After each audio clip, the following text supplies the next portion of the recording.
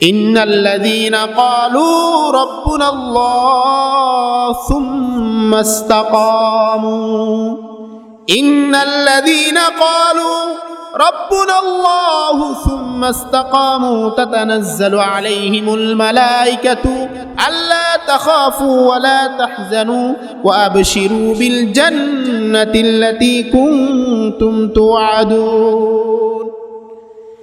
আল্লাহর প্রতি তোমরা এমন বিশ্বাস রাখো, এমন ঈমান আনো যে ঈমান তোমাদেরকে সাধারণ কোনো কথায় হেলাইতে পারবে না। এই ঈমান আনার পরে আল্লাহ তাআলা বলতেছেন, যারা বলে আমার রব আল্লাহ এবং এই কথার উপর সে স্থির থাকে, তাদের কোনো ভয় নাই, কোনো চিন্তা নাই, কোনো পেরেশানি নাই। তাদের জন্য হে নবী আপনি তাদেরকে সুসংবাদ দিয়া দিন, ওয়াবশিরু বিল জান্নাহ, তাদের জন্য জান্নাতের সুসংবাদ দিয়া দিন। মানুষ এবং জিন জাতিকে আল্লাহ তাআলা এমনিতেই বানায় নাই, নির্দিষ্ট একটা কারণ আছে। আপনার আমার ছেলে, আপনার আমার ভাই, তাদেরকে আমরা কি করি?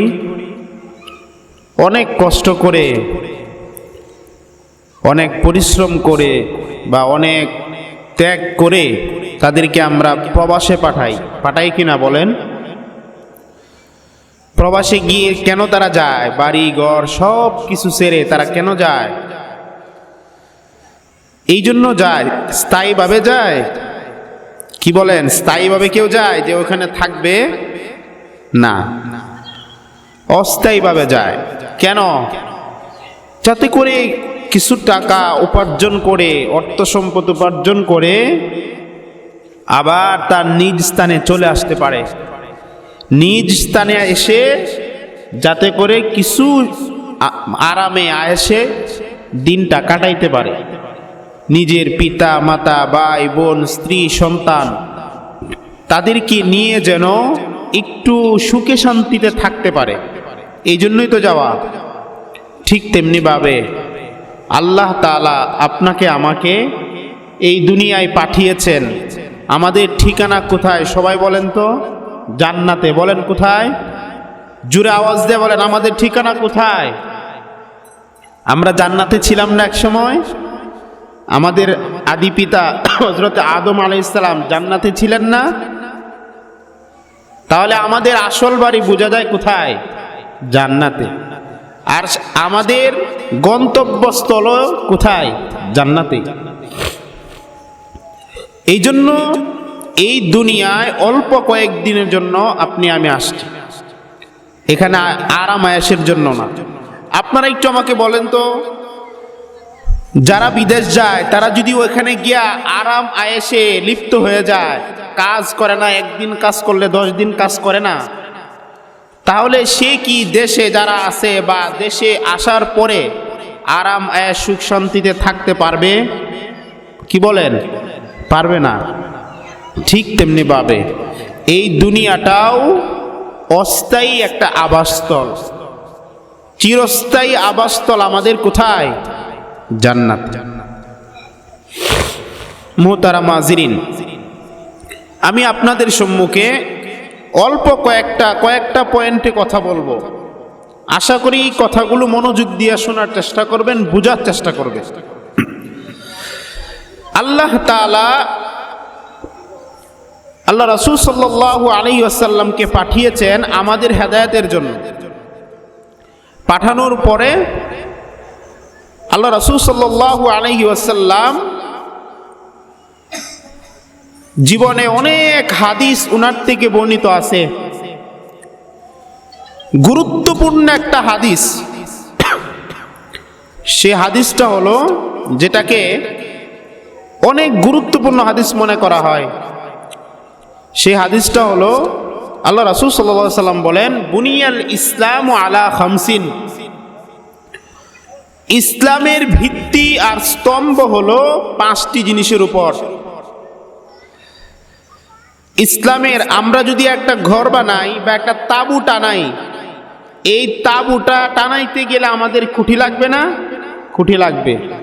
আসমান তো আল্লাহ খুঁটি ছাড়া বানাইছেন, কিন্তু আপনার আমার যদি ঘর বানাই আমরা, তাহলে তো কি লাগবে? খুঁটি লাগবে। তো একটা তাঁবু টানানোর জন্য কমপক্ষে 5টা খুঁটি লাগবে, 4 কোণায় 4টা, মাঝখানে একটা। এই 5টা খুঁটি দিলে তারপরে একটা তাঁবু সম্পূর্ণরূপে দাঁড়াবে। ঠিক তেমনি ভাবে আল্লাহ রাসূল সাল্লাল্লাহু আলাইহি ওয়াসাল্লাম বলতেছেন, ইসলামের ভিত্তি আর স্তম্ভ হলো 5টা জিনিস, 5টা খুঁটি। ইসলাম নামক তাঁবুটা দাঁড়ানোর জন্য 5টা খুঁটির প্রয়োজন।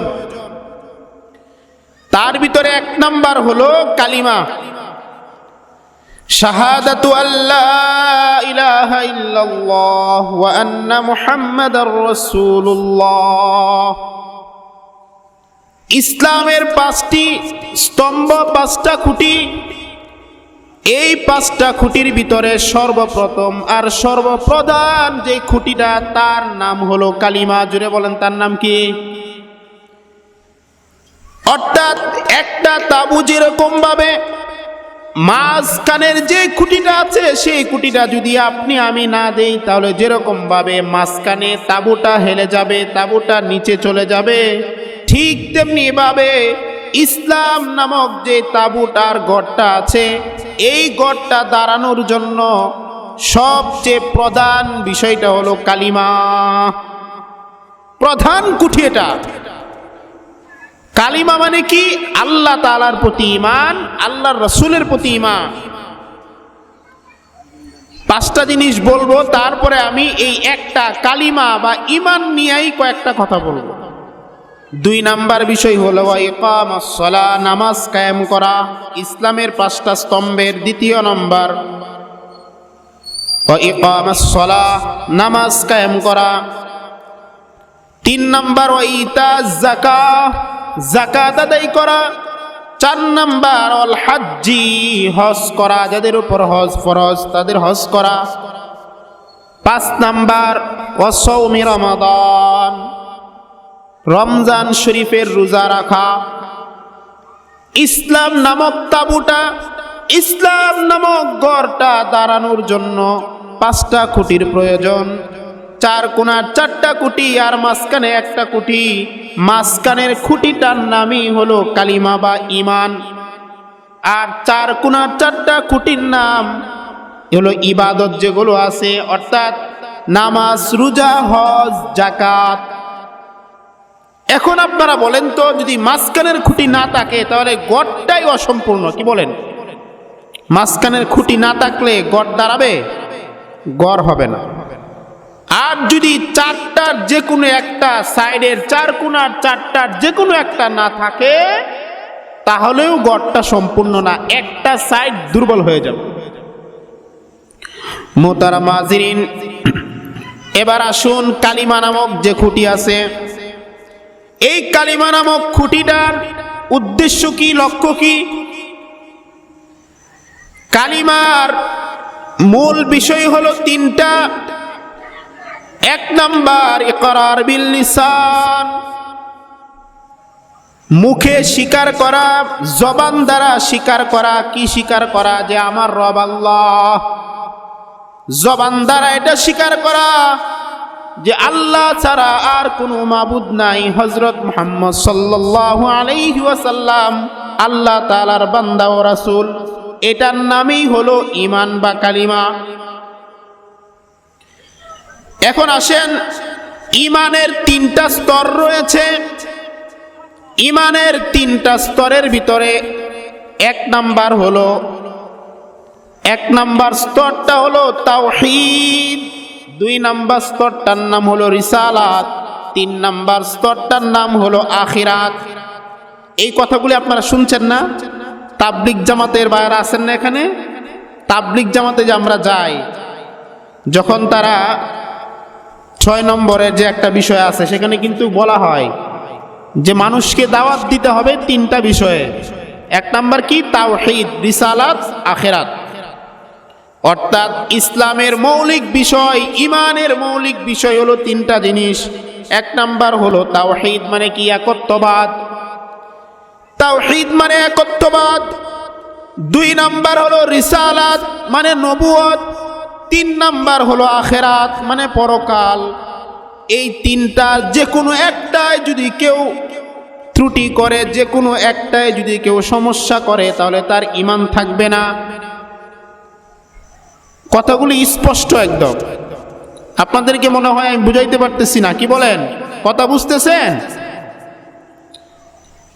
আমি কয়েকটা মৌলিক কথা বলবো, এগুলো বুঝলে আপনাদের অন্যগুলো বোঝা সহজ হবে।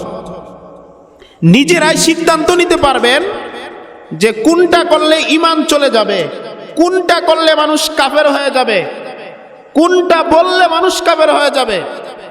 এগুলো আপনারা নিজেরাই বলতে পারবেন, বুঝতে পারবেন। আসুন আমরা শুরু করি। তো আমি বলতেছিলাম ঈমানের 3টা স্তর, তাওহীদ, রিসালাত, আখিরাত। এবার আসেন তাওহীদ, একত্ববাদ। একত্ববাদ মানে কি? আল্লাহ তাআলা এক, তার কোনো শরীক নাই। আল্লাহ তাআলা কি? আল্লাহ তাআলা এক, তার কোনো শরীক নাই। এই কথাটা আপনার আমার অন্তরে ঢুকাইতে হবে। এই কথাটা আপনার আমার অন্তরে এমন ভাবে ঢুকাইতে হবে যে হযরতে বেলালের মতো ঈমান আনতে হবে। হযরতে বেলালের মতো অন্তরে ঢুকাইতে হবে, যার উপরে এমন অত্যাচার করা হয়েছে, এমন পাশবিক নির্যাতন যার উপরে করা হয়েছে। আহা, বেলাল, তার বাড়িটা ছিল হাবশায়, বর্তমানে দেশ হলো ইথিওপিয়া। যেই দেশের মানুষগুলো একটু কালো হয়, অনেক কালো। হযরতে বেলাল ছিল একজন ক্রীতদাস গোলাম। এই গোলামের ভিতরে আল্লাহ তাআলার দ্বীন, আল্লাহ তাআলার মনোনীত ধর্ম ইসলাম, ইসলামের আলো ঢুকে গেছে। কালো মানুষটা যার ভিতরে ঈমান ঢুকে গেছে, আল্লাহ তাআলা তার বাহ্যিক চেহারা কালো হইলে কি হবে, আল্লাহ তাআলা তার ভিতরে ঈমান নামক দৌলত দিয়া তার ভিতরটা আলোয় আলোকিত করে দিয়েছে। সুবহানাল্লাহ। এই বেলাল এমন যোগ্যতা অর্জন করেছে, এমন যোগ্যতা অর্জন করেছে, মুহতারাম মুহাজিরিন, আল্লাহ রাসূল সাল্লাল্লাহু আলাইহি ওয়াসাল্লাম এই জমিন থেকে নিয়ে আসমান পর্যন্ত গিয়েছেন। জমিন থেকে নিয়ে বাইতুল মুকাদ্দাস, মক্কাতুল মুকাররমা থেকে বাইতুল মুকাদ্দাস, বাইতুল মুকাদ্দাস থেকে 1 2 3 4 5 6 এরকম ভাবে 7 আসমান পাড়ি দিয়ে সেই আরশে আজিম পর্যন্ত গিয়েছেন। জান্নাত জাহান্নাম আল্লাহ রাসূল নিজ চোখে দেখে এসেছেন। এই ক্রীতদাস গোলাম এত যোগ্যতা, আল্লাহ তাআলা তাকে এত যোগ্য বানায়া দিয়েছেন, এত দামি বানায়া দিয়েছেন, এত মূল্যবান বানায়া দিয়েছেন যে আল্লাহ রাসূল মেরাজ থেকে আইসা বলতেছে, বেলাল, হে বেলাল, তুমি এমন কি আমল করো, জান্নাতে তোমার জুতার আওয়াজ আমার কান পর্যন্ত এসে যায়। সুবহানাল্লাহ। অথচ কি ছিল? একজন গোলাম, ক্রীতদাস। এই বেলাল তার ঈমানের শক্তিটা কেমন ছিল, এটাই আমার বলার উদ্দেশ্য। তার ঈমানের পাওয়ারটা এরকম ছিল, এই ক্রীতদাস হওয়ার পরে তার মালিক যে আছে সে বলতেছে, এই তুই আমার গোলাম, এখন তুই ঈমান ছাড়বি, মুহাম্মাদের প্রতি ঈমান আনতে পারবি না। বেলাল বলে, না না না, আমার জান চলে যাবে, আমার ভিতর থেকে আল্লাহর একত্ববাদের বিশ্বাস যাবে না। এরপরে কি করলো? উতবা, সাইবা, আবু জাহেল সবাই মিলে তাকে টর্চার করতে লাগলো, নির্যাতন করতে লাগলো। শুধু একা নির্যাতন এরকম নয়, বরং একজন লোক তাকে মারে, প্রহার করে, মারতে মারতে ওই যে মারে সে ক্লান্ত হয়ে যায়, এরপরে আরেকজন প্রহার করে। এরকম ভাবে পালাক্রমে 1 জন 2 জন 3 জন 5 জন করে তাকে প্রহার করে মারতেছে। মারার পরে এরপরেও তার বুকের ভিতর থেকে সেই তাওহীদ, একত্ববাদ যায় নাই, তার ভিতর থেকে একত্ববাদ যায় নাই। এরপরে তার মালিক বলল, তাকে কি করো? এরকম ভাবে তার ভিতর থেকে ঈমান বের করা যাবে না, বরং তাকে মরুভূমির তপ্ত সেই বালুর উপরে কি করে দাও, তাকে শুয়ে দাও। আহা, বালুর উপরে শুয়ে দেওয়া হইল। আপনার আমার ঈমান কেমন? আপনার আমার ঈমানের পিছনে কোনো খরচ করতে হয় নাই, আপনার আমার পিছনে একটা চর খেতে হয় না ঈমানের কারণে। আচ্ছা, আজান একজনে দেয়া দিলে বলো।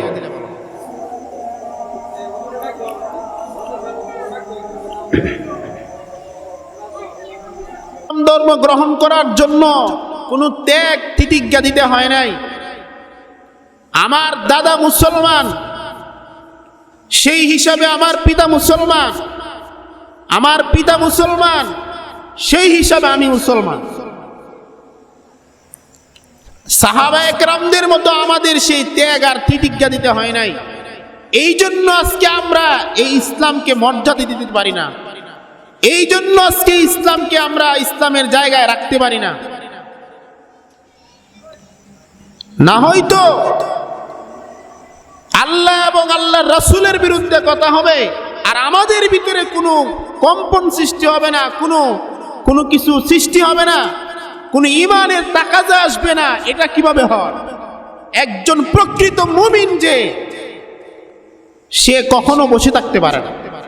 যাই হোক, আমি যেই পয়েন্টে কথা বলতেছিলাম সেখানে যাই। বলতেছিলাম হযরতে বেলাল এমন একজন সাহাবী যার ইসলামের জন্য অনেক ত্যাগ। এত মারতে মারতে তাকে আহত করে ফেলছে, জায়গায় জায়গায় শরীরের ক্ষত হয়ে গেছে, জায়গায় জায়গায় শরীরের আঘাত প্রাপ্ত হয়ে গেছে, রক্ত জর্জর করে চলতেছে, জর্জর করে রক্ত মাটিতে পড়তেছে। এই পাষাণ কাফেরেরা তারা কি করলো? এই বেলালকে তপ্ত গরম বালুকা রাশির উপর শোয়া দিল। শোয়া দিয়া শুধু ক্ষান্ত হয় নাই, তার বুকের উপর বড় বড় পাথর দিয়া রাখছে যাতে নড়াচড়া করতে না পারে। সেই সময়টাতেও এই গোলাম বেলাল কৃতদাস, সে আল্লাহকে ভুলে নাই, আল্লাহর প্রতি ঈমান তার বিন্দু মাত্র কমে নাই। এত কষ্টের পরেও তার জবান দিয়া শুধু একটাই আওয়াজ উচ্চারিত হচ্ছিল, তার জবান দিয়া বের হচ্ছিল আহাদ আহাদ আহাদ। জুড়ে বলেন সুবহানাল্লাহ। আহাদ মানে কি? আল্লাহ এক। আহাদ মানে কি? আল্লাহ এক, তার কোনো শরীক নাই। এই জন্য মুরব্বী বাবারা আমার, বলতেছিলাম তাওহীদ, একত্ববাদ। একত্ববাদ মানে কি? আমার আল্লাহ এক, তার সাথে কোনো শরীক নাই।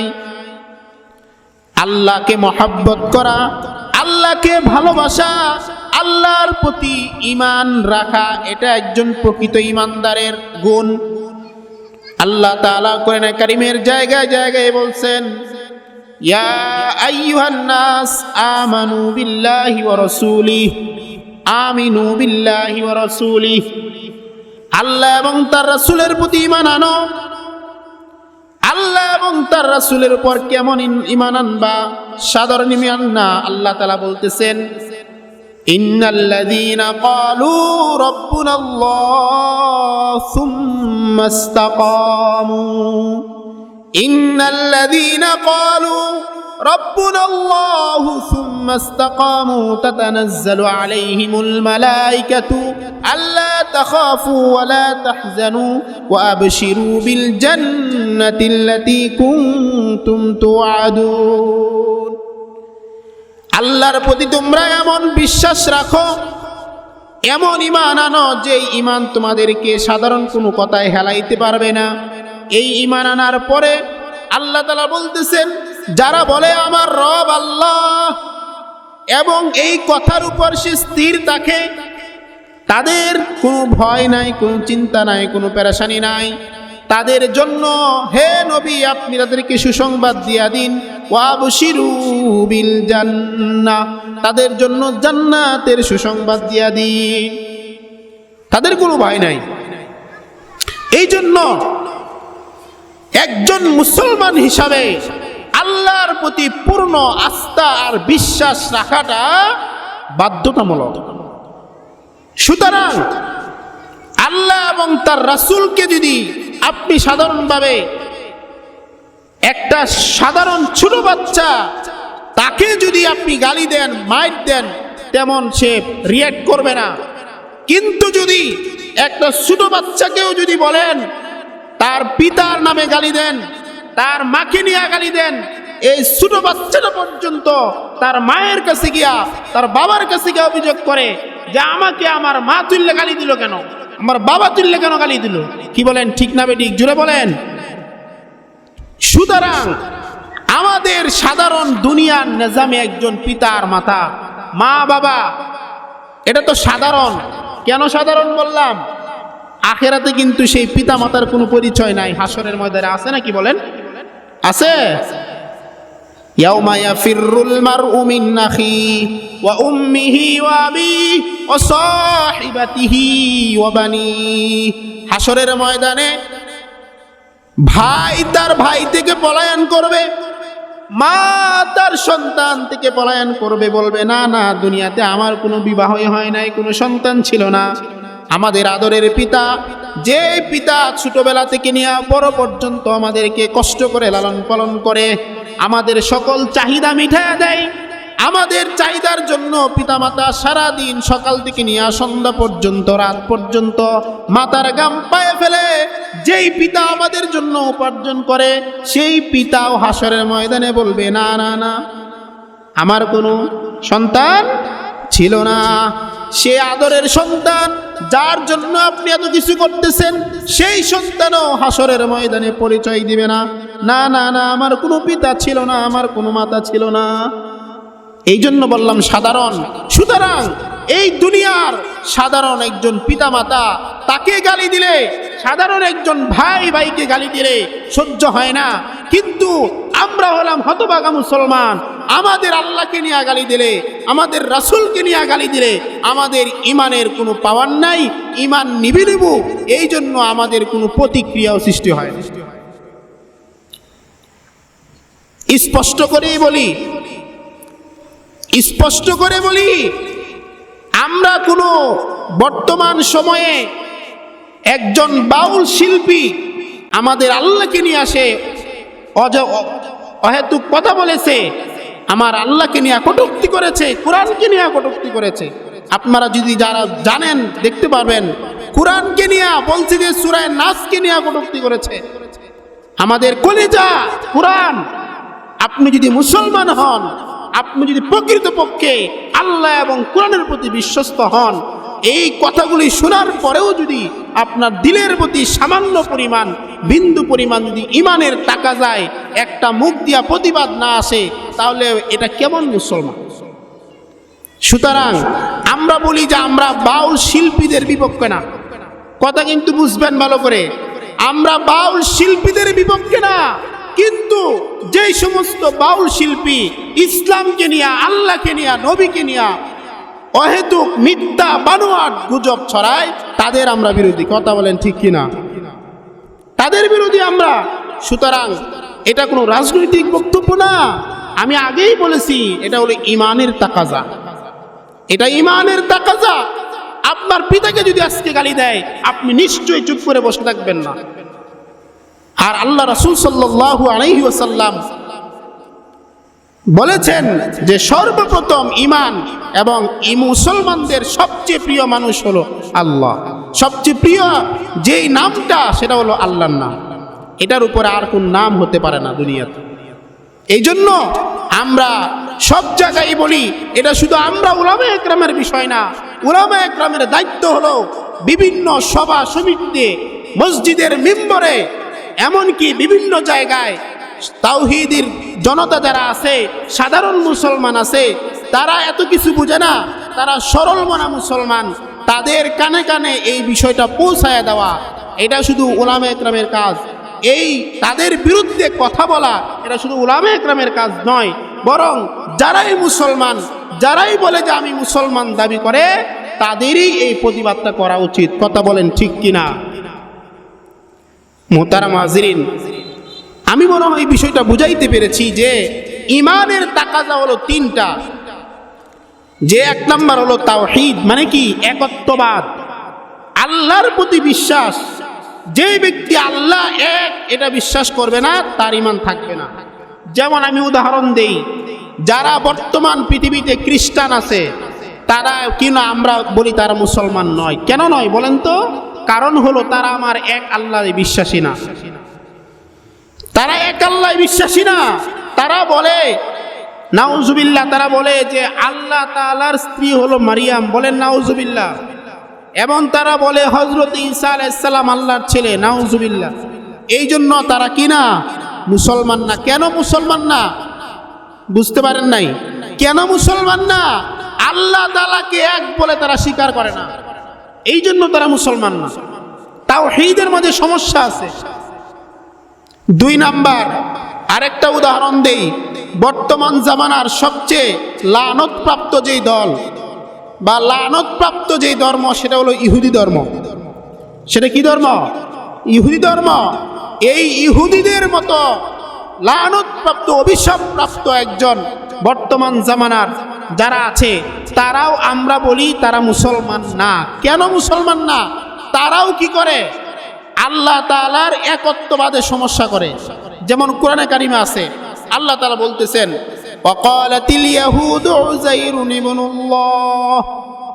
ইহুদিরা বলে যে উযাইর আল্লাহর ছেলে, বলেন নাউজুবিল্লাহ। এই জন্য তারা মুসলমান না। কেন? কারণ হলো তারা একত্ববাদে বিশ্বাসী না, আল্লাহ এক এটা বিশ্বাস করে না। তারা বলে যে আল্লাহ আছে একজন, তার সাথে আরেকজন তার কি আছেন? ছেলেও আছে, বলেন নাউজুবিল্লাহ। আমার কথাগুলি কি আপনি বুঝতে পারতেছেন বাবারা? আচ্ছা, তাহলে আমরা বুঝলাম যে তাওহীদ মানে একত্ববাদে যারা বিশ্বাসী না বা তাওহীদের মধ্যে যারা সমস্যা করবে, তারাই ইসলাম থেকে বের হয়ে যাবে। দুই নাম্বার হলো রিসালাত। রিসালাত মানে কি? রিসালাত মানে নবুয়ত। আমরা মুসলমানরা বিশ্বাস করি হযরতে আদম আলাইহিস সালাম থেকে নিয়ে হযরতে মুহাম্মদুর রাসূলুল্লাহ সাল্লাল্লাহু আলাইহি ওয়াসাল্লাম পর্যন্ত আল্লাহ তাআলা 1 লক্ষ মতান্তরে 2 লক্ষ পয়গম্বর এই দুনিয়াতে পাঠিয়েছেন। এটা আমাদের বিশ্বাস আর আকীদা। সুতরাং হযরতে আদম আলাইহিস সালাম থেকে নিয়ে হযরতে মুহাম্মদুর রাসূলুল্লাহ সাল্লাল্লাহু আলাইহি ওয়াসাল্লাম পর্যন্ত যত পয়গম্বর আর যত আম্বিয়া কেরামকে আল্লাহ তাআলা পাঠিয়েছেন, সবার প্রতি আমরা ঈমান রাখি আর বিশ্বাস করি। কি বলেন? কথা ঠিক না? সবার প্রতি বিশ্বাস রাখি। এমনকি আমরা এটাও বিশ্বাস করি আমাদের নবী সাইয়্যিদুল মুরসালিন সরকারে দু আলম নবী আহমদ মুস্তাফা মুহাম্মদ মুস্তাফা, উনি হলেন সর্বশেষ নবী। ওনার পরে আর কোনো নবী পৃথিবীতে আসবে না। এটাই মুসলমানের আকীদা। সুতরাং এই আকীদায় যারা সমস্যা করবে, এই আকীদা যারা মানবে না, তারাও ইসলাম থেকে খারেজ হয়ে যাবে। কথা বলেন ঠিক কিনা? যেমন আমরা বর্তমান জামানায় কাদিয়ানী সম্প্রদায় তারা কাফের। কেন কাফের? কাদিয়ানী সম্প্রদায় মুসলমান নয়।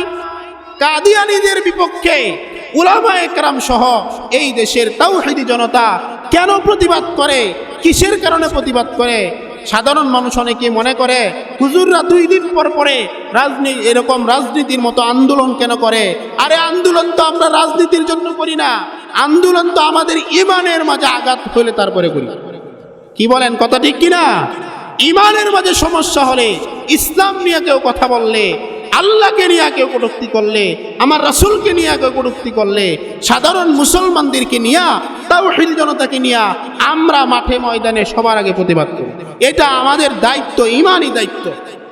সুতরাং যেটা বলতেছিলাম, আমাদের নবী মুহাম্মদুর রাসূলুল্লাহ সাল্লাল্লাহু আলাইহি ওয়াসাল্লাম সর্বশেষ নবী, খাতামুন নাবিয়্যিন।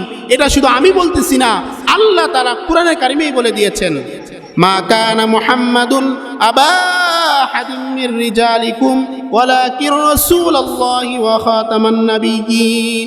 মুহাম্মদ সাল্লাল্লাহু আলাইহি সাল্লাম শুধু তোমাদের কারো পিতা এটা নয়, বরং তিনি হলেন কি একজন নবী, একজন রসুল এবং খাতামুন নাবিয়্যিন, সর্বশেষ রাসূল। সুতরাং আমরা বলি যে এই সর্বশেষ রাসূল এটা যারা বিশ্বাস করবে না, এই সর্বশেষ রাসূল এটা যারা মানবে না, তারাও ইসলামে থাকতে পারে না। কি বলেন, কথা ঠিক না বেঠিক? সুতরাং আমরা কাদিয়ানীদেরকে কাফের বলবো। কাদিয়ানীদেরকে যারা মনে করবে না যে তারা কাফের না, তাদেরও ইমানের সমস্যা হবে। অনেকে মনে করতে পারে যে হুজুররা তো বলবেই, আসলে কি তারা কাফের? তারা তো বলে যে আহমদিয়া মুসলিম জামাত। কি নাম দিছে তারা? আহমদিয়া মুসলিম জামাত। কিন্তু আমরা বলি না, তারা নাম দিলেই তারা মুসলমান হইতে পারে না, বরং আমাদের আকীদা বিশ্বাস হলো মুহাম্মদুর রাসূলুল্লাহকে যেই ব্যক্তি সর্বশেষ রাসূল হিসেবে না মানবে, সে ইসলামে থাকতে পারে না। এই জন্য কাদিয়ানীরা কাফের।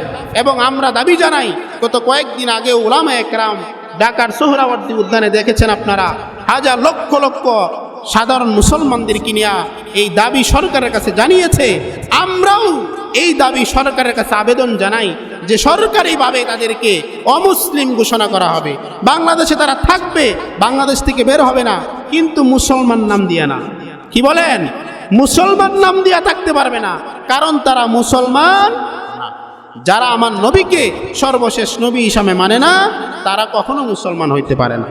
যাই হোক, আমি আপনাদের সম্মুখে যেই আলোচনাটা করতে চাইতেছি যে এক নম্বর হলো তাওহীদ। তাওহীদ মানে কি? একত্ববাদ, আল্লাহ এক, এটার প্রতি বিশ্বাস রাখতে হবে। যদি কোনো দল, গোষ্ঠী, কেউ, কোনো ব্যক্তি এটার মাঝে সমস্যা করে, আল্লাহর সাথে কোনো কিছু শরীক করে, তাহলে সে ইসলামে থাকবে না। দুই নাম্বার কি? রিসালাত। রিসালাত মানে কি? নবুয়ত। এই নবুয়তের মাঝে যদি কেউ সমস্যা করে, তাহলে সে ইসলামে থাকবে না। তিন নাম্বার হলো আখিরাত। আখিরাত মানে কি? পরকাল। পরকাল, হাসর আছে, আমরা মরার পরে আমাদের বিচার হবে, জান্নাত আছে, জাহান্নাম আছে, ফুলচিরাত আছে, মিজানের পাল্লা হবে, এই সব কিছু সত্য, এটা আমরা বিশ্বাস করি। যদি কেউ অস্বীকার করে যে মরণের পরে আর হাসর নাই, বিচার হবে না, তাহলে সে ইসলামে থাকবে না। সুতরাং আমি আপনাদেরকে বুঝাইতে চাইলাম যে আসুন আমরা সঠিকটা জানি।